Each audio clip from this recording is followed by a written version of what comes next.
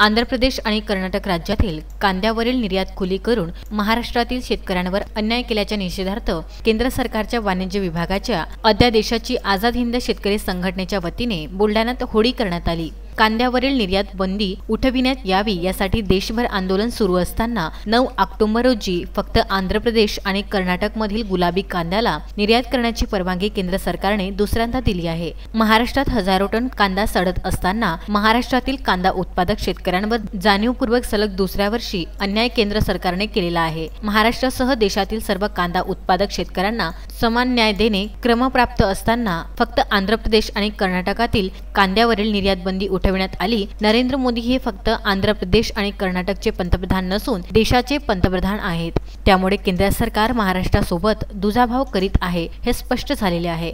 महाराष्ट्रातील शेतकऱ्यांच्या जखमेवर मीठ चोळण्याचा प्रकार केंद्र सरकारकडून होत आहे। या निषेधार्थ केंद्र सरकारच्या दुटपी भूमिकेचा आझाद हिंद शेतकरी संघटनेने सदर अध्यादेशाची होळी केली आहे। केंद्र सरकारने कांद्यावरील निर्यात बंदी त्वरित उठवण्यात यावी यासाठी देश पेटलेला आहे।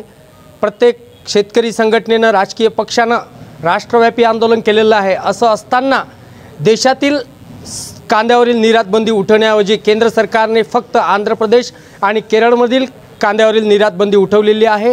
हे याच वेळेस केंद्र सरकारने केलं असे नाही, मागील वर्षीसुद्धा केंद्र सरकारने फक्त आंध्र प्रदेश आणि कर्नाटकातील कांद्यावरील निर्यात बंदी उठवलेली होती।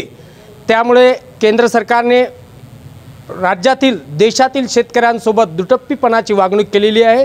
शेतकऱ्यांच्या जखमेवर मीठ चोळण्याचा हा प्रकार निषेधार्ह आहे, निंदनीय आहे।